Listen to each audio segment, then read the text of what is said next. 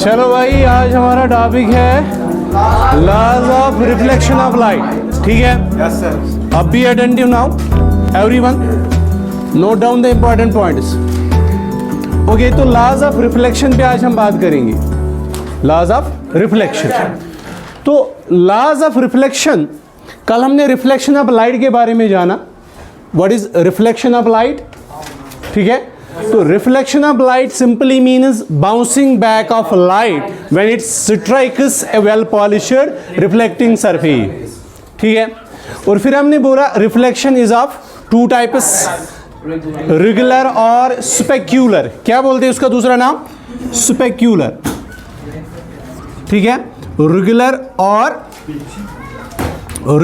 Specular. और दूसरा हमने जो टाइप पढ़ा है वो है डिफ्यूज्ड और इर्रेगुलर रिफ्लेक्शन। ठीक है, तो आज हम लॉज ऑफ रिफ्लेक्शन के बारे में बात करेंगे। ठीक है, what are laws of reflection? तो there are two laws of reflection. कितने? Two laws of reflection. whenever reflection of light takes place, these two laws are always obeyed, followed. ठीक है, from any surface, जिस किसी भी surface से क्या light reflect होके निकलेगी, इन दो लॉज को फॉलो करना है। ठीक है, तो पहला लॉ क्या कहता है? पहला लॉ कहता है the angle of incidence is always equal to the angle of reflection.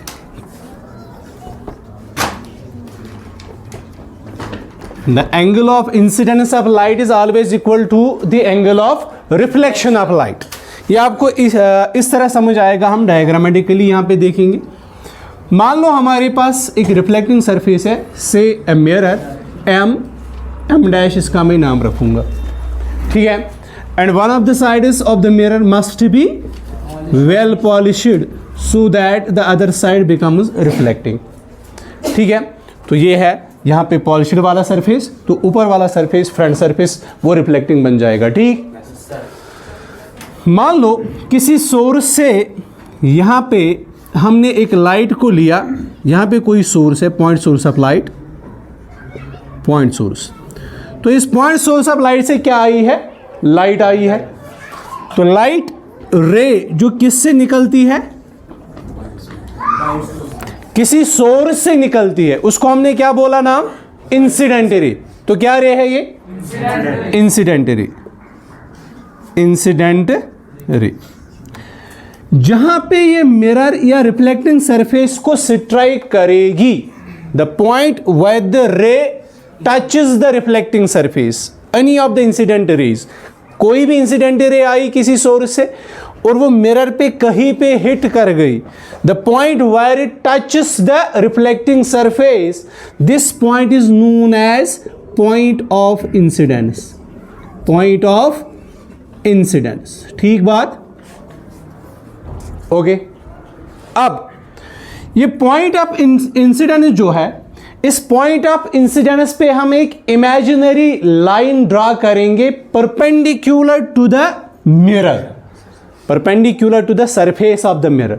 ठीक है, एक लाइन ड्रा करनी है that is perpendicular to the surface of the mirror. ये मिरर के सरफेस को क्या है? परपेंडिकुलर। ठीक है, जो भी लाइन या जो भी सरफेस किसी चीज के परपेंडिकुलर होता है, उसको हम दूसरा नाम क्या बोलते हैं? नॉर्मल। तो this line, dotted line, would be the normal on the mirror. Normal किस पे ड्रा करते हैं? मिरर पे ड्रा करते हैं। कहां पे ड्रा करते हैं? जहां पे भी कोई पॉइंट ऑफ इंसिडेंस होगा, जहां कहीं भी मिरर पे लाइट, इंसिडेंटल लाइट स्ट्राइक करेगी, उस वाले पॉइंट को क्या नाम दिया? Point of incidence. और पॉइंट ऑफ इंसिडेंस पे हम इस मिरर पे एक इमेजिनरी प्लेन या इमेजिनरी लाइन ड्रा करेंगे, that very imaginary line is known as normal. ये कंफ्यूज मत करना किसके साथ। आप कभी फिर लिखते हो इंसिडेंट रे, फिर उसी के साथ लिखते हो नॉर्मल रे। नॉर्मल कोई रे नहीं होती। Normal is simply perpendicular to the mirror, imaginary. ठीक है, ये आपको बस ध्यान में लेके चलना है। ओके, तो ये मिरर के साथ कितना एंगल बनाएगा? मिरर के प्लेन के साथ, मिरर के सरफेस के साथ ये क्या बनाएगा? 90 डिग्री एंगल बनाएगा। तभी ये नॉर्मल है, तभी ये परपेंडिकुलर है। ओके, अब जो ये लाइन है ये कौन सी रे थी? इसका मैं कुछ नाम रखूंगा, ए बी में इसका नाम रखूंगा, ए बी। ए बी वाली लाइन कौन सी रे है? Incident ray. क्या है? Incident ray. और ये बी एन क्या है? नॉर्मल है। क्या है? Normal to the surface. अब ये जो एंगल नॉर्मल और किसके बीच बना? इंसिडेंट रे के बीच बना एंगल। कहां पे? पॉइंट ऑफ इंसिडेंस पे। इस वाले एंगल को क्या नाम देते हैं?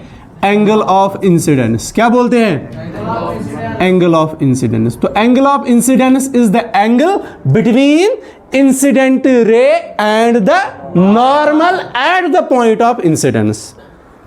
अगर मैं किसी दूसरी जगह, ठीक है, अगर मैं यहां से कोई दूसरी इंसिडेंट रे ले लूं, यहां पे नया नॉर्मल ड्रा करूंगा, तो ये बन जाएगा इस वाली रे के लिए एंगल ऑफ इंसिडेंस। समझ रहे हो मेरी बात?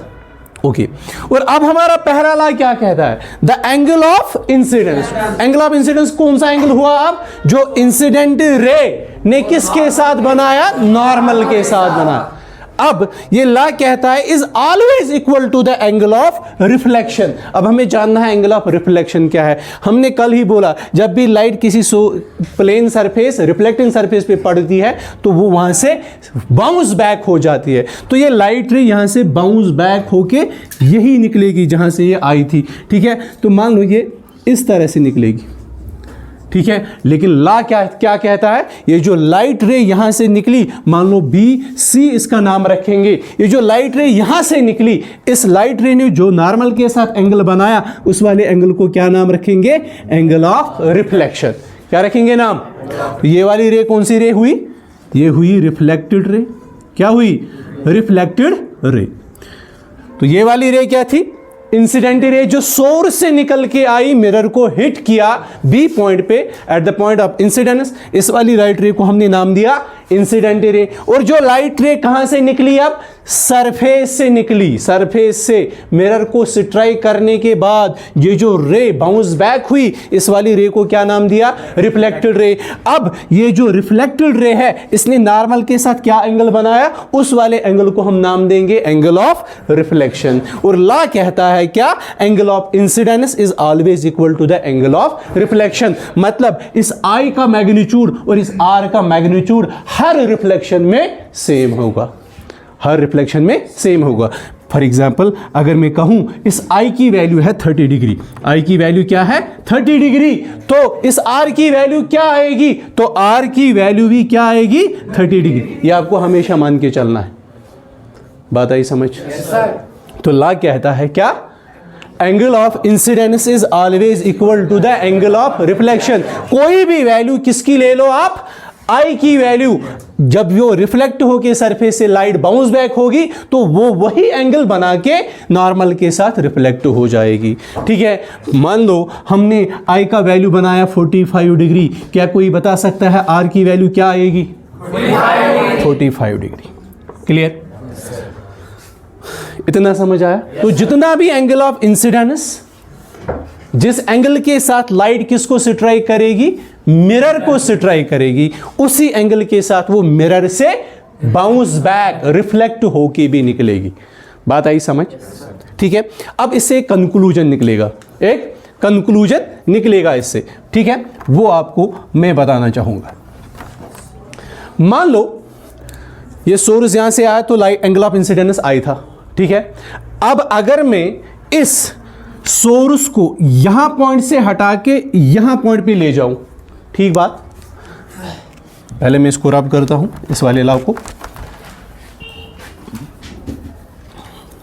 ठीक है, तो अगर मैं इस सोर्स को कहां से, इस पॉइंट से हटा के इस पॉइंट पे ले जाऊं, क्या कोई मुझे बता सकता है इस आई की वैल्यू इंक्रीज होगी या डिक्रीज होगी? क्या होगी? डिक्रीज। जब सोर्स यहां आएगा तो आई विल बी रिड्यूस्ड। पहले आई था इतना एंगल, अब ये इतना ही रहेगा। बात आई समझ?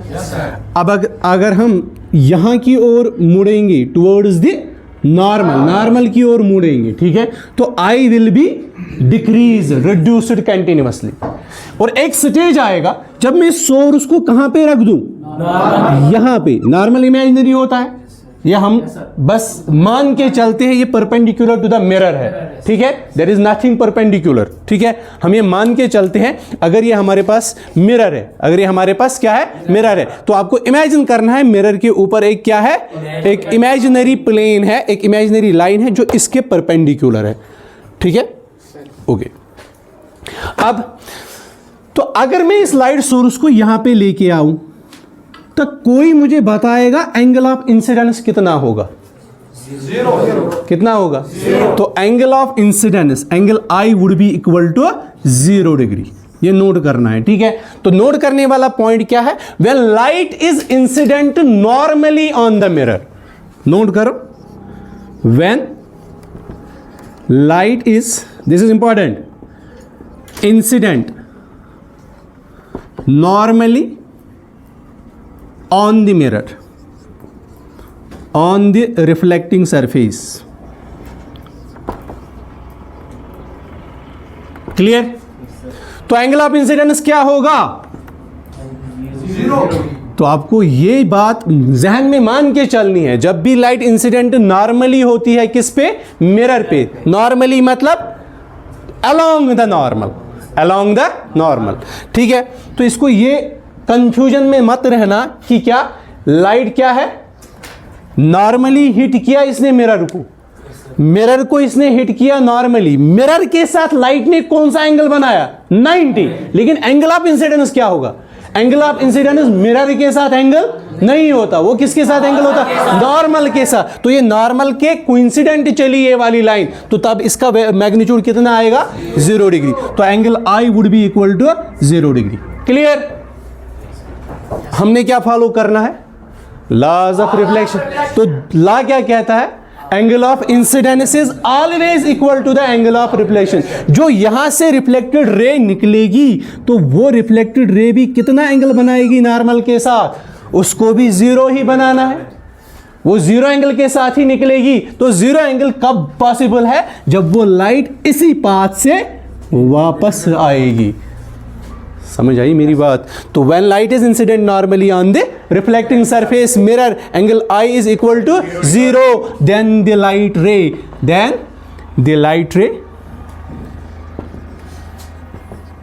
retraces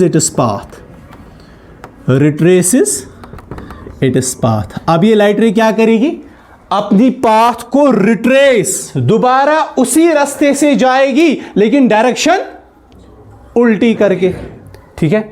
यहां आई थी इस डायरेक्शन से तो जाएगी इस वाली डायरेक्शन से ऊपर की ओर। समझ रहे हो मेरी बात? तो ठीक है। तो when light is incident normally on the reflecting surface, angle of incidence is 0, ठीक है। Then the light ray retraces its path. ये इंपॉर्टेंट पॉइंट है, नोट करना, ऑब्जेक्टिव बन सकता है, ठीक है। तो एंगल आर भी क्या है, 0 डिग्री। तभी ये पॉसिबल है, तभी रिट्रेसमेंट हुआ लाइन का जब angle of incidence is equal to the angle of reflection. बात आई समझ? समझ आई मेरी बात? तो angle of incidence must be equal to the angle of reflection. Clear? अब अगर आपको एंगल ऑफ इंसिडेंस दिया हुआ होगा तो आप एंगल ऑफ रिफ्लेक्शन निकाल सकते हो, एंगल ऑफ रिफ्लेक्शन दिया हुआ होगा आप एंगल ऑफ इंसिडेंस निकाल सकते हो। समझ रहे हो मेरी बात? ओके। अब इसका दूसरा लॉ लेंगे। क्या लेंगे? दूसरा law, second law of reflection.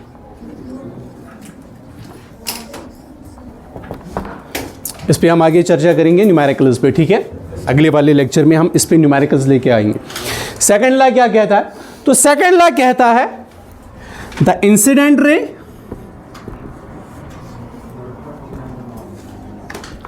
The reflected ray and the normal to the mirror. Normal किसके ऊपर होता है? मिरर के ऊपर होता है, ठीक है। And the normal to the mirror at the point of incidence. at the point of incidence. All lie in the same plane. All lie in the same plane. ये सभी के सभी एक ही प्लेन पे लाई करेंगे. ये सभी के सभी एक ही प्लेन पे लाई करेंगे. इन तीनों को एक ही प्लेन में रहना है. समझ रहे हो मेरी बात? तीन के तीनों को किस में रहना है? एक ही प्लेन में रहना है. ठीक है, ये समझने के लिए मैं यहां पे क्या करूं, मान लो ये जो नोटबुक है, ठीक है, इस नोटबुक को मैं ऐसे लेके चलूं. ये नोटबुक इस तरह से, ये मिरर है. क्या है? मिरर. ठीक है, इस नोटबुक को क्या मानूंगा मैं? मिरर मानूंगा. ठीक है, तो ये मिरर है, ऐसे ये है क्या? मिरर. ठीक है, ये मिरर का सरफेस है. एक आप में से उठो, यहां जाओ. ठीक है, तो इसको हाथ में पकड़ो. तो मान लो ये है मिरर. क्या है? मिरर है. ये है मिरर का सरफेस, ये है रिफ्लेक्टिंग सरफेस. यहां से ये पॉलिश किया हुआ है, ये है रिफ्लेक्टिंग सरफेस मिरर का. ठीक है, और ये जो मैंने ये वाले पेजेस खड़ा किए हुए हैं, इसको इमेजिन करो ये नॉर्मल है. इसको इमेजिन करो ये क्या है? नॉर्मल. क्लियर? ये नॉर्मल है, ये परपेंडिकुलर टू द मिरर है. ठीक है, और ये परपेंडिकुलर एक प्लेन भी है. क्या है? एक परपेंडिकुलर क्या है? प्लेन है. तो ये अगर मिरर है तो ये वाली, ये जो पेजेस है, इसको हम क्या मान के चलेंगे? ये नॉर्मल टू द मिरर है. ये नॉर्मल टू द मिरर है. अब कोई रे आई किसी सोर्स से यहां से, तो वो हिट करी किसको? मिरर को. किसको हिट करी? मिरर को. मान लो वो इस डायरेक्शन जाए, ये वाला मार्कर हम क्या मान के चलेंगे? इंसिडेंट रे है. ठीक है, जहां पे इसने मिरर को हिट किया, यहां पे इस पेज को हिट किया, ठीक है, बुक को या नोटबुक को यहां पे हिट किया, तो ये वाला पॉइंट क्या कहलाएगा? Point of incident. ठीक है, अब ये क्या है? नॉर्मल है. ये क्या है? नॉर्मल. ठीक है, तो ये अगर नॉर्मल है, ठीक है, ये परपेंडिकुलर है टू द, यहां से एक लाइन खींचेंगे, that is perpendicular to, that is making some angle with this. ठीक है, तो मैं अगर यहां पे एक लाइन खींचूं यहां से, ठीक है, ये नॉर्मल मानेंगे. And this is angle of incident. ठीक है, अब जो रिफ्लेक्टेड रे है, इसको कहां से निकलना है? इसको बाउंस बैक होना है, तो वो यहां से रिफ्लेक्ट होके जाएगी. ठीक है, तो वो भी यहां पे कोई एंगल क्रिएट करेगी, that will be angle of reflection. तो फर्स्ट लॉ कह रहा है angle of incidence is always equal to angle of reflection. अब जब रिफ्लेक्टेड रे, ये क्या थी? Incident ray. ये क्या है? ये है नॉर्मल. एंड यहां से निकलेगी कौन सी? Reflected ray. ये तीनों रे किस पेज पे लाई कर रही है? तीनों. एक तो इंसिडेंट रे, एक तो नॉर्मल, और तीसरा रिफ्लेक्टेड रे. ये तीनों इस वाले पेज पे लाई कर रहे हैं. ये पेज एक प्लेन है, ये वाला पेज क्या है? एक प्लेन है. ये तीनों किस पे लाई कर रहे हैं? अब एक ही पेज पे लाई कर रहे हैं. एक ही पेज पे लाई कर, ये पेज एक प्लेन है, तो ये तीनों इसी प्लेन पे लाई कर रहे हैं. अगर हम एक को हटा देंगे तो वो दोनों भी एक साथ उठेंगे इसके साथ. ठीक है, तो ये है ला. दूसरा ला जो कह रहा है क्या? ये तीनों के तीनों कौन कौन? इंसिडेंट रे, ठीक है, इंसिडेंट रे, दूसरा रिफ्लेक्टेड रे, एंड तीसरा the normal to the surface. ये तीनों के तीनों किस में लाई कर रहे हैं? एक ही प्लेन में लाई कर रहे हैं. अगर हम किसी का इंसिडेंट प्लेन चेंज कर देंगे, ठीक है, तो रिफ्लेक्टेड प्लेन भी चेंज हो जाएगा. ठीक है, रिफ्लेक्टेड रे का प्लेन भी क्या होगा? चेंज हो जाएगा. बात आई समझ? ठीक है, तो ये तीनों लाई करते हैं एक ही प्लेन में. These are the two laws of reflection. These are the two laws of reflection. Okay, इस पर हम थोड़ा आगे चर्चा करेंगे. Hope these things are clear to you now. Laws of reflection. अब हम देखेंगे the angle made by incident ray with the normal is known as angle of incidence. ठीक है, उसको हम आई से डिनोट करते हैं. ठीक है, उसको हम आई से डिनोट करते हैं. ठीक है, तो ये वाला एंगल जो हमने माना, this is angle of incidence. Okay, और ये क्या था? क्लियर? अब ये जो एंगल है, इसको मैं थीटा से रिप्रेजेंट करूंगा। कोई बता सकता है इसका नाम क्या है? इस वाले एंगल को क्या बोलते हैं? Glancing angle. क्या बोलते हैं? Glancing angle. ठीक है, तो ये क्या है? Glancing angle. इसको मैं थीटा रखूंगा। This is I and this is R. Clear? इसको मैं थीटा से रिप्रेजेंट करूंगा। This is only representation of this very angle. ठीक है, ओके। तो अगर हम सोर्स यहां पे रखेंगे तो this is reflected ray and this is glancing angle. अगर हम सोर्स को यहां पे रखेंगे then this will be reflected ray, it will follow the same path. अगर मैं सोर्स को यहां से हटा के यहां पे शिफ्ट कर दूं then this will be angle of incidence, this is angle of reflection, then this angle will shift here, then this is called glancing angle. There is no separate name for this angle. This angle and this angle are same as glancing angles. ठीक है, अभी आपको पता है ये जो B N है line, B N जो है नॉर्मल, ये मिरर के साथ एम डैश के साथ क्या एंगल बनाती है? 90। तो हम थोड़ी सी चर्चा करेंगे। Since B N is perpendicular to M dash, है कि नहीं है? क्योंकि हमने इसको नॉर्मल मान के चला है। ठीक है, तो ये नॉर्मल है, तो then the angle M B N would be equal to 90। Angle M B N would be equal to 90 degree. Clear? जब ये 90 डिग्री है, जब ये 90 डिग्री है तो मैं ये कह सकता हूं क्या? Theta plus I, theta plus I equal to 90 degree. Theta plus I equal to 90 degree. Clear है? तो हम आई के बीच भी रिलेशन निकाल सकते हैं। I would be equal to 90 minus theta. अगर मैं आपको एंगल ऑफ इंसिडेंस ना भी दूं, मैं मिरर का कौन सा एंगल दूं आपको? ग्लैंसिंग एंगल दे दूं, तब भी आप एंगल ऑफ इंसिडेंस और एंगल ऑफ रिफ्लेक्शन को निकाल सकते हैं। समझ रहे हो मेरी बात? ठीक है, तो I would be equal to 90 minus theta, 90 minus theta. Clear? इस वाली रिलेशन को नोट करो, इसको मैं फर्स्ट नाम रखूंगा। तो ये था डिग्री मेजर में।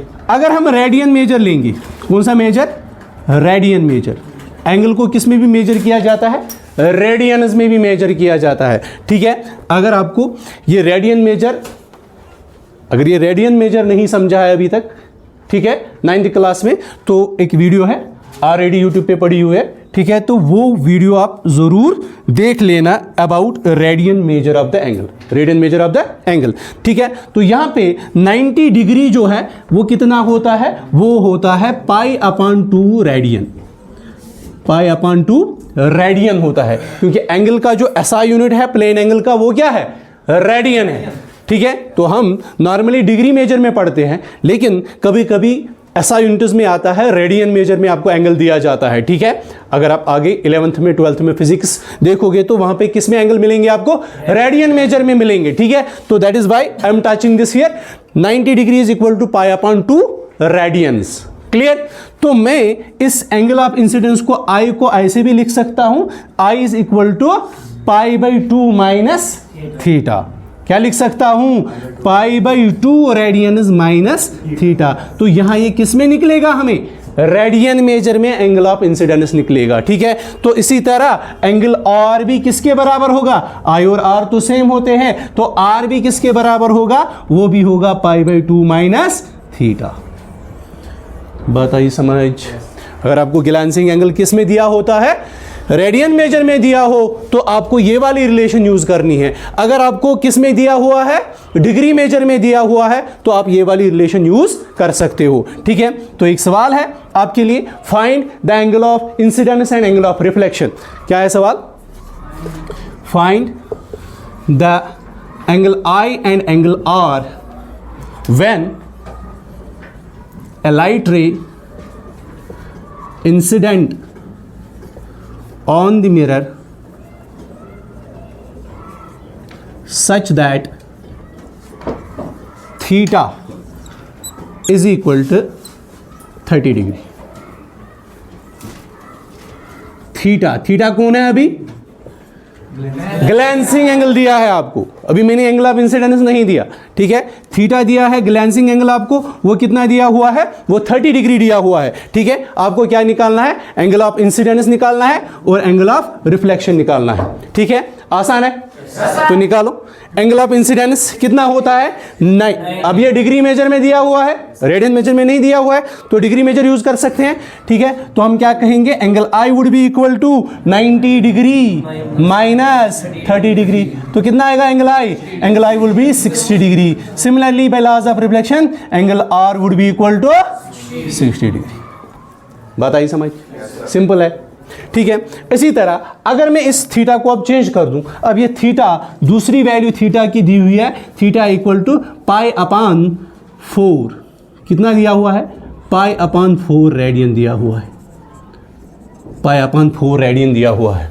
अब कौन से रिलेशन यूज करेंगे, अब ये वाली रिलेशन यूज करेंगे। अगर हमें एंगल ऑफ इंसिडेंस निकालना है तो एंगल आई कितना आएगा, अब हम ये वाले रिलेशन यूज करेंगे। अभी थीटा डिग्री में नहीं दिया हुआ है, ठीक है, अभी ये रिलेशन काम में नहीं आएगी, ये वाली रिलेशन काम में आएगी। क्या है, pi by 2 minus theta, theta की जगह क्या दिया हुआ है, पाई बाई 4, ठीक है। अब आएगा तो क्या करेंगे, आई इक्वल टू पाई तो कॉमन निकलेगा, यहाँ बचा 1/2 माइनस 1/4, कर सकते हो, कितना आएगा, which implies I would be equal to pi into 4 minus 2, कितने हुए, 4 minus 2 upon 8, तो I would be equal to pi 4 minus 2 2 upon 8, 2 upon 2 1 jar, तो कितना निकला, I is equal to pi upon 4, तो R भी कितना निकलेगा, R भी निकलेगा pi upon 4, तो pi upon 4 होता है 45 डिग्री। क्या होता है, pi upon 4 कितना होता है, अगर हम डिग्री मेजर में लिखेंगे तो पाई अपॉन 4 होता है 45 degree. Hope you are understanding all the things, ठीक है। तो आज के लेक्चर में हम इतना ही रखेंगे, कल हम लाएंगे न्यूमेरिकल्स किस पे, लॉज ऑफ रिफ्लेक्शन पे, ठीक है। इस पे हम आगे न्यूमेरिकल पे चर्चा करेंगे, ठीक है। और एंगल ऑफ डेविएशन भी हमें पढ़ना है, वो हम कल के लेक्चर में लेके आएंगे, ठीक है।